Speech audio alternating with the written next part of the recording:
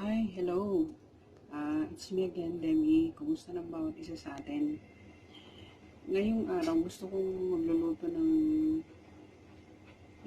sweet potato with glutinous flour. Uh, Sweet potato cake. Ayan. Para may pang merienda, guys. So, babalatan ko itong kamote ko and then i-slice ko ng mga 2 inches thick or sizes. I-boil ko and then i-mash. Ayan guys. So, balatan ko muna siya. Mahilig ba kayo sa kamote na kagaya ko? This is a good treat for us and for everybody. Yeah. Ayun na guys. So, nag-boil ng aking tubig. Ilalagay ko na itong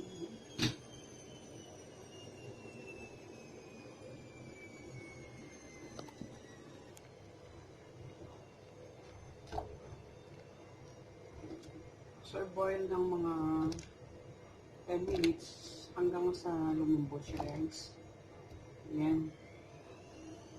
Takpan and then hintayin na lumambot tapos i-mash. Ayan. Ganyan lang kadali mga kaibigan. So, balikan natin mamaya. Guys, ito yung aking mashed kamote or sweet potato. And then, gamit ako ng syrup. Pwede rin gagamit ng condensed milk and sugar. Pero ako ngayon, ang gagamitin ko itong syrup. Or pwede rin honey kung meron kayong honey. Honey. Ayan. So, i-mix ko muna ang aking syrup and the sweet sweet potato. Ay, anak ko, si Inday. Ayan, naghalo na yung aking syrup at saka itong kamote ko. And, tikman ninyo bago i-roll kung okay yung okay yung timpla. Kung gusto pa nyo magdagdag ng tamis, di dagdagan. So, ako, okay na sa akin yung tamis, kaya i-roll ko na para ready para doon sa glutinous flour na i-mix ko mamaya. Ayan. Ako ng 9 na piraso. So, set aside ko muna ito para gawin ko yung glutinous flour. Meron akong 2 cups na glutinous flour and then 1/2 teaspoon ng salt. Kung gusto niyo magdagdag ng sugar, okay din. Pero ako, wag na kasi matamis yung ilalagay kong filling. So, ito, lagyan ko ng tubig para makuha ko yung tamang consistency para sa aking gagawin dough para dito. Ganito ang consistency ng hinahanap natin guys. So, kunti-kunti lang yung idagdag na tubig para ma-reach yung ganito. Na pwedeng gawa ng ball and then i-flatten siya tapos ilagay yung fillings na nagawa ko na kanina. So, gagawin ko and then papakita ko. Ito guys, ayan. Kuha ng ganyang karami and then i-roll siya ng ball. Tapos i-flatten siya ng ganyan and then yung nagawang fillings kanina here, ito siya and then ilalagay. Ayan. Tapos i-cover lang ganyan, dahan-dahan lang na i-cover siya para ma-seal or makuveran yung fillings natin. Ganon. Ngayon, kung medyo tumidikit, kuha ng manteka, lagyan ng kamay, tapos i-roll siya. Para, yan, manteka. Para hindi didikit sa kamay. And then, i-flatten siya. Ganyan. Meron akong sesame seeds dito na black. Tapos, i-dump ko siya para malagyan siya ng sesame seeds. Tapos, i-pan-fry siya. Pan-fry. Okay? Adi, ganyan. So, gawin ko lahat para matapos and then iluluto. Para mayroon merienda. Ayan. Ganun lang kadali, guys. Kabilis-kabilis gawin.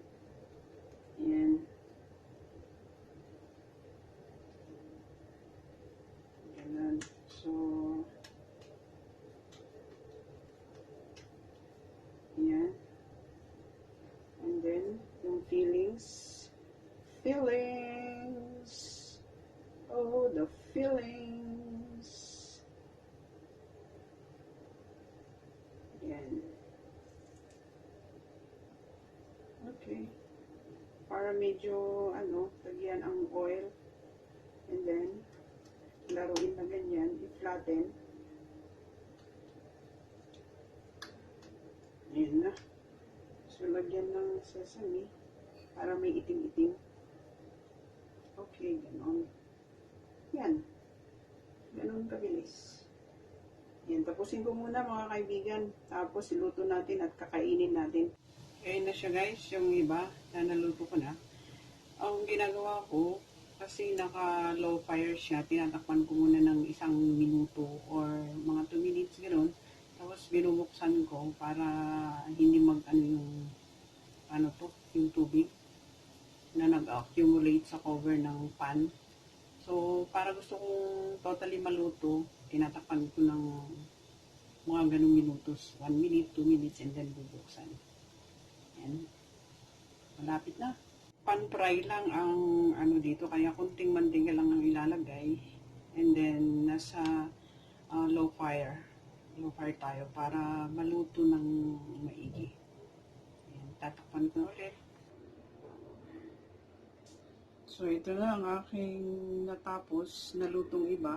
Yung iba niluluto ko pa, pero how's that, mga kaibigan? Tapos itlog din. Ayan. Kung wala kayong mamerienda dyan, maisip, ganito ang gawin ninyo. Recommended. Ayan. So, maraming salamat sa inyong panonood sa aking napakaikling presentation ng paggawa ng kamuti, anong tawag dito? Kamuti pancake. Maybe like that. As always guys, remember to always have fun, enjoy life, enjoy food, and enjoy sharing. Let's eat. Bye everybody. God bless.